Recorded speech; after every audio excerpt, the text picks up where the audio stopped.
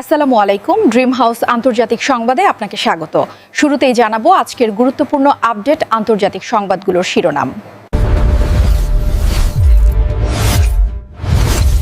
প্রথমেই জানাচ্ছি, Putin Trump বৈঠক স্থগিতের পর হঠাৎ পারমাণবিক মহড়া চালালো রাশিয়া। উত্তেজনা ছড়িয়েছে আন্তর্জাতিক অঙ্গনে। এরপর জানাবো, গাজায় ইসরায়েলের আগ্রাসন ঠেকাতে দেশটির উপর নিষেধাজ্ঞা আরোপের আহ্বান জানিয়েছেন একাধিক বিশ্বখ্যাত ইহুদি ব্যক্তিত্ব। এদিকে মুসলমানদের প্রথম কিবলা আল আকসা মসজিদের কিছু অংশ ধসে পড়ার আশঙ্কায় চরম উদ্বেগ মুসলিম বিশ্বে।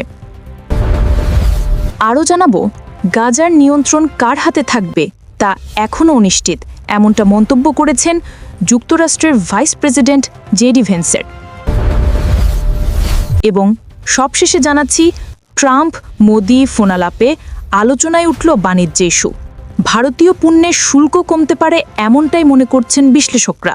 এই ছিল আজকের আলোচিত শিরোনামগুলো। এখন বিস্তারিত সংবাদে আসছি, তবে তার আগে অনুরোধ রইল প্রতিদিনের আপডেট সংবাদগুলো সবার আগে পেতে ভিডিওতে একটি লাইক দিয়ে চ্যানেলটি সাবস্ক্রাইব করে কমেন্টে জানিয়ে দিন আপনি কোন জায়গা বা কোন দেশ থেকে আমাদের এই সংবাদটি দেখছেন।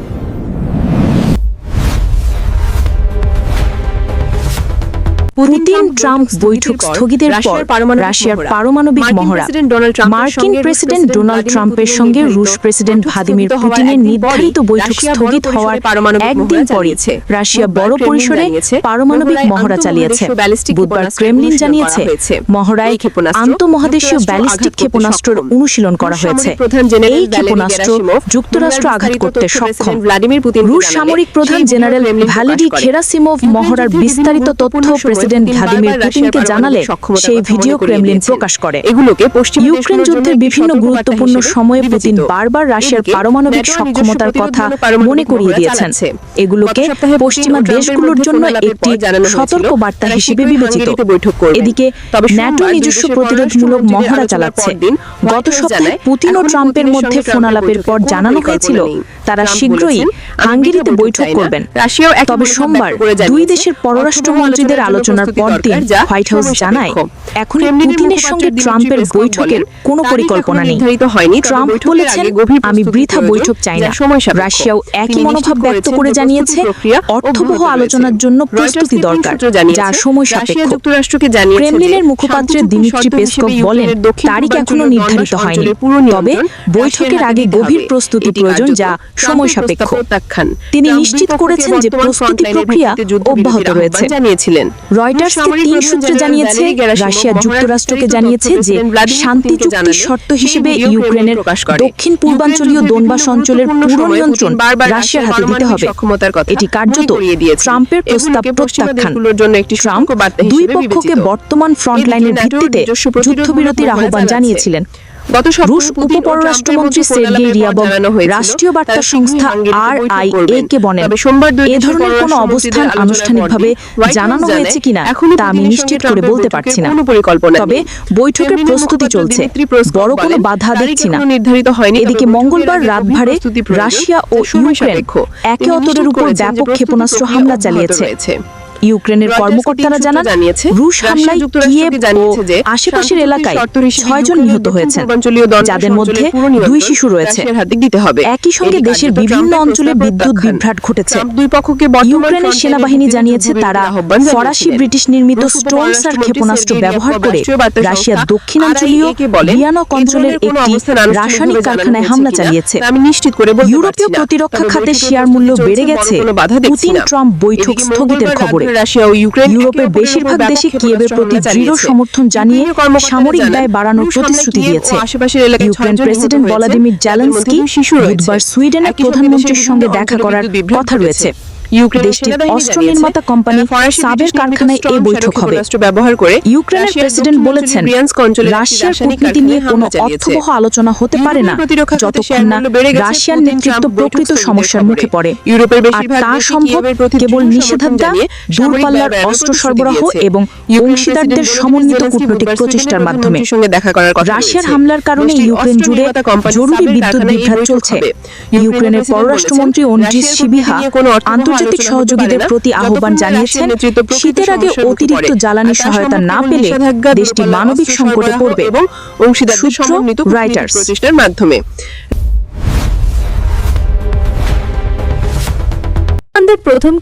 মুসলমানদের প্রথম কিবলা আল আকসা মসজিদের কিছু অংশ ধসে পড়ার আশঙ্কা।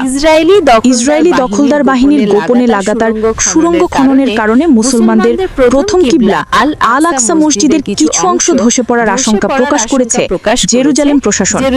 পাশাপাশি শহরের শেখ জারহা মহল্লায় বসতি সম্প্রসারণ ও স্থানীয় ফিলিস্তিনিদের চলাচলের নতুন বাধা আরোপের অভিযোগও করা হয়েছে। বুধবার 22 অক্টোবর প্রকাশিত এক বিবৃতিতে জেরুজালেম প্রশাসন সতর্ক জানায় আল আকসা মসজিদের নিচে ইসরায়েলি কর্তৃপক্ষ পরিচালিত খনন কাজ মসজিদের স্থিতিশীলতা এবং পুরনো শহরের ঐতিহাসিক ইসলামী নিদর্শনগুলোর জন্য সরাসরি হুমকি হয়ে উঠেছে। বিবৃতিতে আরো বলা হয় এসব খনন কার্যক্রম আন্তর্জাতিক তদারকি ছাড়াই গোপনে পরিচালিত হচ্ছে, যার পেছনে রাজনৈতিক উদ্দেশ্য রয়েছে। প্রশাসনের অভিযোগ ইসরায়েল শেখ জারহা মহল্লায় মিথ্যা ধর্মীয় দাবির অজুহাতে বসতি সম্প্রসারণ ও দখলকরণ তৎপরতা চালিয়ে যাচ্ছে। গত 2 দিনে ওই এলাকায় কঠোর মাসসালিক নিয়ন্ত্রণ আরোপ করে সাধারণ ফিলিস্তিনি বাসিন্দাদের চলাচল সীমিত করা হয়েছে। সেনারা এলাকাটি ঘিরে ফেলে প্রধান সড়কগুলো বন্ধ করে দিয়েছে এবং একাধিক তল্লাশি চৌকি বসিয়েছে। ফলে সেখানকার বাসিন্দাদের বাসায় পড়ে সময় কাটাতে হচ্ছে। স্থানীয়দের জীবনযাত্রা বিপর্যস্ত হয়ে পড়েছে। বিবৃতিতে বলা হয় ইসরায়েলি সেনারা বসতি স্থাপনকারীদের শিমন দা রাইটিয়াসের সমাধি নামে পরিচিত একটি স্থানে প্রবেশের অনুমতি দিয়েছে, যেখানে তারা ধর্মীয় আচার পালনের জন্য বিশেষভাবে নির্মিত তাঁবুতে জড়ো হয়েছেন।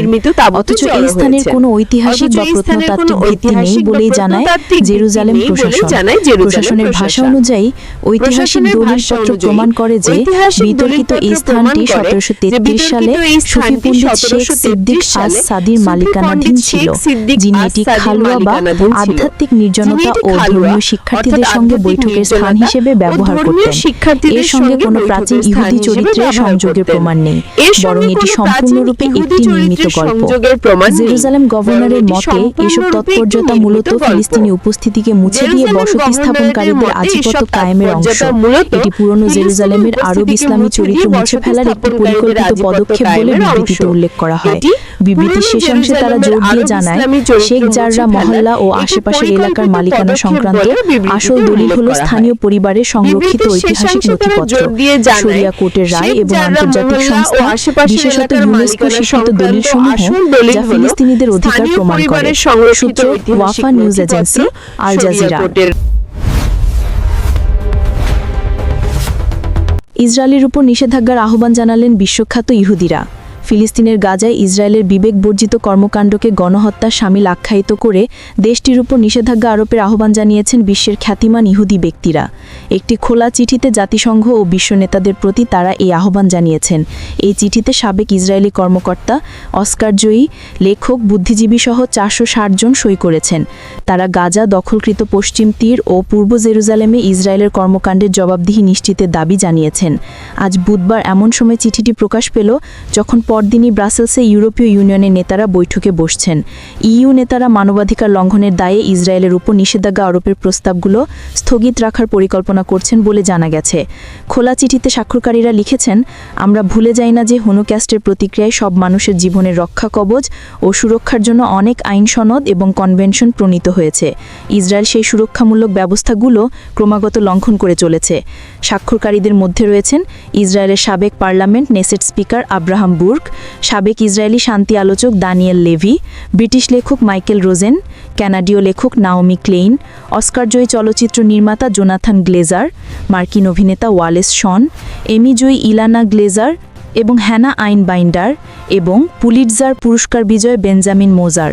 খোলা চিঠিতে স্বাক্ষরকারীরা বিশ্ব নেতাদের প্রতি আন্তর্জাতিক বিচার আদালত আইসিজে এবং আন্তর্জাতিক অপরাধ আদালতের রায় মেনে চলার, ইসরায়েলকে অস্ত্র সরবরাহ বন্ধ করার মাধ্যমে আন্তর্জাতিক আইন লঙ্ঘন থেকে বিরত থাকার, সুনির্দিষ্ট নিষেধাজ্ঞা আরোপ এবং গাজায় পর্যাপ্ত মানবিক সহায়তা নিশ্চিত করার আহ্বান জানিয়েছেন।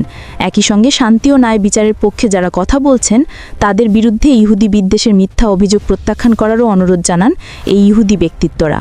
চিঠিতে আরও বলা হয়েছে, যখন প্রমাণ জড়ো হতে শুরু করেছে যে ইসরায়েলের কর্মকাণ্ড গণহত্যার আইনি সংজ্ঞার সঙ্গে মিলে যাচ্ছে, তখন অপরিমেয় শোকে আমাদের মাথা নত হয়ে যায়। এমন সময় ইহুদি ব্যক্তিত্বরা এই আহ্বান জানালেন, যখন গত কয়েক বছরে মার্কিন ইহুদি এবং ভোটারদের বৃহত্তর অংশের মধ্যে ইসরায়েল সম্পর্কে জনমতে ব্যাপক পরিবর্তন এসেছে। ওয়াশিংটন পোস্টের এক জনমত জরিপে দেখা গেছে 61% মার্কিন ইহুদি বিশ্বাস করেন যে ইসরায়েল গাজায় যুদ্ধ অপরাধ করেছে, আর 39% মনে করেন দেশটি গণহত্যা চালাচ্ছে। আমেরিকান জনগণের বৃহত্তর অংশের মধ্যে ব্রুকিংস ইনস্টিটিউশনকে 45% মানুষ তাদের বিশ্বাসের কথা জানিয়েছেন যে তারা বিশ্বাস করেন ইসরায়েল গণহত্যা চালাচ্ছে। অন্যদিকে আগস্ট মাসে চালানা কুইনিপিয়াকের এক জরিপে দেখা যায় মার্কিন ভোটারদের অর্ধেকেরই একই মত পোষণ করেন, যাদের মধ্যে 77% ডেমোক্র্যাট। চিঠিতে স্বাক্ষরকারীদের মধ্যে আরও রয়েছেন আমেরিকান কৌতুকশিল্পী এরিক অ্যান্ড্রে, অস্কারজয়ী সাংবাদিক ও ডকুমেন্টারিয়ান ইউবাল আব্রাহাম এবং ইসরায়েলি দার্শনিক ওমরি বোয়েম। স্বাক্ষরকারীরা আরও লিখেছেন, ফিলিস্তিনিদের প্রতি আমাদের সংহতি ইহুদি ধর্মের প্রতি কোনো ধরনের বিশ্বাসঘাতকতা নয়, বরং তার পরিপূর্ণতা। যখন আমাদের শিক্ষকেরা শিখিয়েছিলেন যে একটি জীবন ধ্বংস করা মানে গোটা বিশ্বকে ধ্বংস করা, তখন তারা ফিলিস্তিনিদের জন্য কোনো ব্যতিক্রম রাখেননি। আমরা ততক্ষণ পর্যন্ত থামব না যতক্ষণ না এই যুদ্ধবিরতি দখলদারি ও জাতিবিদ্বেষে সমাপ্তি ঘটায়। গাজা স্বাস্থ্য মন্ত্রণালয়ের হিসেবে 2023 সালের 7 অক্টোবর থেকে ইসরায়েলের হামলায় কমপক্ষে 65,000 ফিলিস্তিনি নিহত হয়েছেন। আহত হয়েছেন 1,67,000-এর বেশি। জাতিসংঘের আনুমানিক হিসেবে গাজার বাসিন্দার 90% আভ্যন্তরীণভাবে বাস্তুচ্যুত হয়েছেন। গত সেপ্টেম্বরে তথ্য অনুসন্ধানমূলক এক মিশনে অঞ্চলটি পরিদর্শন শেষে মার্কিন 2 ডেমোক্র্যাট সেনেটর ক্রিস ভ্যান হলেন ও জেফ ম্যাকলিক এই সিদ্ধান্তে উপনীত হন যে ইসরায়েল গাজা থেকে ফিলিস্তিনিদের ধ্বংস জাতিগতভাবে নির্মূল করার একটি সুসংগঠিত পরিকল্পনা বাস্তবায়ন করছে। এই কাণ্ডে যুক্তরাষ্ট্র জড়িত। এ নিয়ে প্রকাশিত প্রতিবেদনে বেসামরিক কাঠামো প্রায় সম্পূর্ণ ধ্বংস, খাদ্যকে অস্ত্র হিসেবে ব্যবহার এবং মানবিক সহায়তা বিতরণে পরিকল্পিতভাবে বাধা দেওয়ার বিস্তারিত তুলে ধরা হয়েছে। গাজার ক্ষমতা কার হাতে থাকবে তা এখনও অনিশ্চিত। ফিলিস্তিনের গাজা উপত্যকার ক্ষমতা কোন পক্ষের হাতে থাকবে তা এখনও জানেন না বলে স্বীকার করেছেন যুক্তরাষ্ট্রের ভাইস প্রেসিডেন্ট জেডি ভ্যান্স। তিনি বলেছেন, আপাতত গাজাকে পুনর্গঠন এবং অসামরিকীকরণের দিকেই মনোযোগ দিচ্ছে ওয়াশিংটন। বুধবার জেডি ভ্যান্সের নেতৃত্বে ইসরায়েল সফরে যায় যুক্তরাষ্ট্রের একটি উচ্চ পর্যায়ের প্রতিনিধি দল। এদিকে নানা অজুহাতে গাজায় ত্রাণ প্রবেশে বাধা দিচ্ছে ইসরায়েল। মাত্র 2টি জায়গায় খোলা হয়েছে চেকপোস্ট। এতে গাজায় দিনের প্রয়োজনের তুলনায় অন্তত 2,000 টন ঘাটতি রয়েছে ত্রাণে। যুদ্ধবিরতির মধ্যেই এমন অভিযোগ তুলেছেন বিশ্ব খাদ্য কর্মসূচির সঙ্গে যুক্ত কর্মকর্তারা। গত 24 ঘণ্টায় বিনা কারণে 13 ফিলিস্তিনিকে গুলি করে হত্যা করেছে ইসরায়েলি দখলদার বাহিনী। বিশ্ব স্বাস্থ্য সংস্থার মহানির্দেশক তেদ্রোস আধানম গেব্রিয়াসুস বলেছেন, গাজায় স্বাস্থ্য খাত এক বিপর্যয়ের মধ্য দিয়ে যাচ্ছে, যা আগামী কয়েক জন্ম ধরে চলবে। খবর আল জাজিরার। ইসরায়েলের রাজধানী জেরুজালেমে আয়োজিত একটি সংবাদ সম্মেলনে ভ্যান্স বলেন, গাজায় যুদ্ধবিরতি নিয়ে যুক্তরাষ্ট্র যা প্রত্যাশা করেছিল বাস্তবে পরিস্থিতি তার চেয়ে ভালো এবং তিনি আশা করছেন এই যুদ্ধবিরতির মধ্য দিয়ে গত 2 বছরের যুদ্ধের ভয়াবহ স্মৃতি পেছনে ফেলে আসা শুরু করবেন ইসরায়েল ও ফিলিস্তিনের বাসিন্দারা। এ সময় সাংবাদিকরা তাকে প্রশ্ন করেন, ভবিষ্যতে গাজার শাসন ক্ষমতা কার হাতে থাকবে।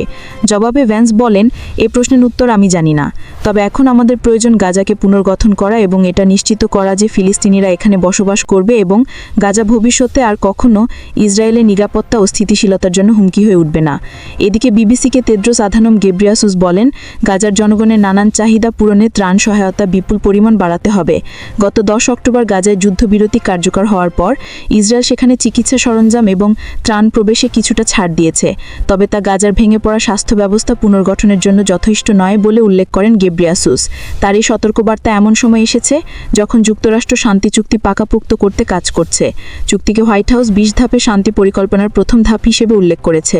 এদিকে গাজায় যুদ্ধবিরতি পর্যবেক্ষণে যুক্তরাষ্ট্রের নেতৃত্বাধীন মিশনে ইসরায়েলের স্বল্প সংখ্যক ব্রিটিশ সেনা মোতায়েন করা হয়েছে। বুধবার এক বিবৃতিতে বিষয়টি নিশ্চিত করেছে যুক্তরাষ্ট্রের প্রতিরক্ষা মন্ত্রণালয়। প্রতিরক্ষা মন্ত্রণালয়ের বিবৃতিতে বলা হয়, যুক্তরাষ্ট্রের নেতৃত্বাধীন সিভিল মিলিটারি কোঅর্ডিনেশন সেন্টারে যুক্তরাষ্ট্রের কয়েকজন পরিকল্পনা অফিসার যুক্ত হয়েছেন। তাদের মধ্যে একজন এই অভিযানের ডেপুটি কমান্ডার হিসেবে দায়িত্ব পালন করবেন। অন্যদিকে মধ্যপ্রাচ্যের কয়েকটি দেশে ফিলিস্তিনের গাজায় হামাসের বিরুদ্ধে লড়াই করতে সেনা পাঠানোর প্রস্তাব দিয়েছে বলে দাবি করেছেন যুক্তরাষ্ট্রের প্রেসিডেন্ট ডোনাল্ড ট্রাম্প। নিজের সামাজিক যোগাযোগ মাধ্যম ট্রুথ সোশ্যালে এক পোস্টে তিনি লিখেছেন, যদি হামাস গাজায় যুদ্ধবিরোধী চুক্তি ভঙ্গ করে সেক্ষেত্রে মধ্যপ্রাচ্য এবং এর আশপাশের অঞ্চলগুলোতে আমাদের মহান অনেক মিত্র স্পষ্ট এবং দৃঢ়ভাবে জানিয়েছে যে তারা ভারী বাহিনী নিয়ে গাজায় প্রবেশ করে হামাসের বিরুদ্ধে শক্তিশালী ব্যবস্থা নিতে প্রস্তুত। এদিকে ফিলিস্তিনের অবরুদ্ধ গাজা উপত্যকায় আন্তর্জাতিক স্থিতিশীলতা বাহিনীর অংশ হিসেবে তুরস্কের কোনো সৈন্য মোতায়েন করা হবে না বলে জানিয়েছে দখলদার ইসরায়েল। তারা এই বিষয়ে আপত্তি জানিয়েছে। এদিকে ইসরায়েলের জাতীয় নিরাপত্তা প্রধান জাকি হেনেকোবিকে বরখাস্ত করেছেন ইসরায়েলের প্রধানমন্ত্রী বেনিয়ামিন নেতানিয়াহু। কাতারের উপর সাম্প্রতিক আক্রমণ এবং গাজা শহর দখলের অভিযান সহ নীতিগত সিদ্ধান্ত নিয়ে মতবিরোধের মধ্যে হেনেকোবিকে বরখাস্ত করা হয়।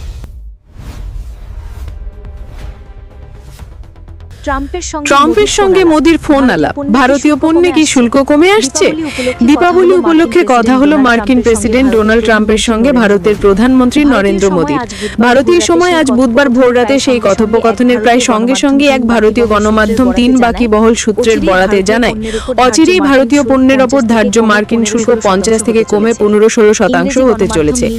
ইংরেজি গণমাধ্যম মিন্ট আজ বুধবার ভোর 6টার সময় এই খবর দেয়। তারা বলে, বিষয়টির সঙ্গে অবহিত আছেন এমন 3 ব্যক্তির কাছ থেকে তারা শুল্ক কমানোর নিশ্চয়তার খবর পেয়েছে।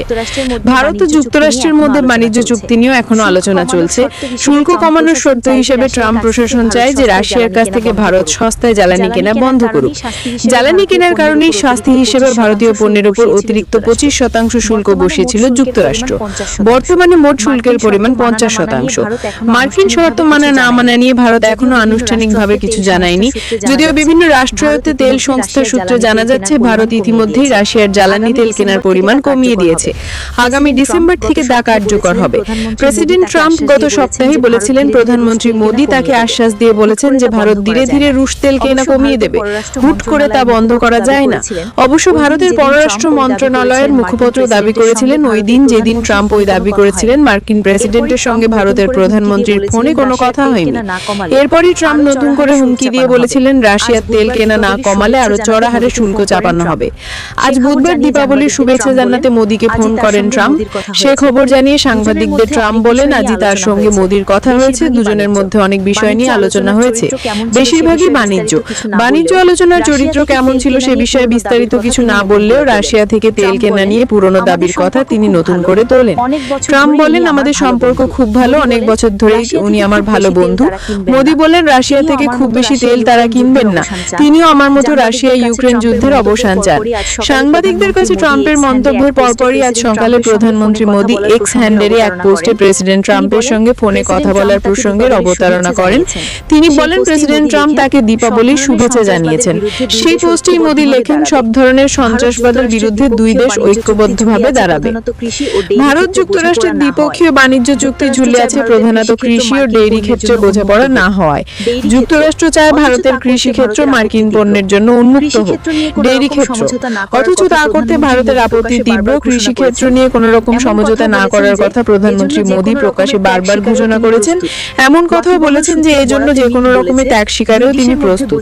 ওয়াকিবহল সূত্রের বরাতে মিন্ট বলেছে, দুই দেশের মধ্যে বোঝাপড়া অনুযায়ী জিনগতভাবে পরিবর্তিত নয় এমন ভুট্টা ও সয়াবিন আমদানিতে ভারত ছাড় দিতে পারে। ভারত নীতিগতভাবে জিনগতভাবে পরিবর্তিত শস্যের চাষ ও বাজারজাতকরণের বিরোধী। জৈব জ্বালানির ব্যবহার কমাতে ভারত কিছুদিন ধরে পেট্রোল ও ডিজেলে ইথানল মেশাচ্ছে। ভারতে আখ থেকে প্রয়োজনীয় ইথানল প্রস্তুত হচ্ছে। মার্কিন ভুট্টা এলে তা থেকেও ইথানল প্রস্তুত করা যেতে পারে। তাছাড়া তা পশুখাদ্য হিসেবেও ব্যবহৃত হতে পারে। চীন হুট করে মার্কিন ভুট্টা আমদানি কমিয়ে দেওয়ায় যুক্তরাষ্ট্র ভুট্টা রপ্তানির উপর জোর দিচ্ছে। 2022 সালে যুক্তরাষ্ট্র থেকে চীন $520 কোটি ভুট্টা আমদানি করেছিল। 2024 সালে তারা আমদানি করেছে মাত্র $33 কোটি মূল্যের। ঝুট করে ভুট্টা রপ্তানি $1,897 কোটি থেকে কমে $1,370 কোটি নেমে যাওয়ায় ট্রাম্প প্রশাসন বিপাকে পড়েছে। কারণ ভুট্টা প্রধানত চাষ হয় রিপাবলিকান রাজ্যগুলোয়।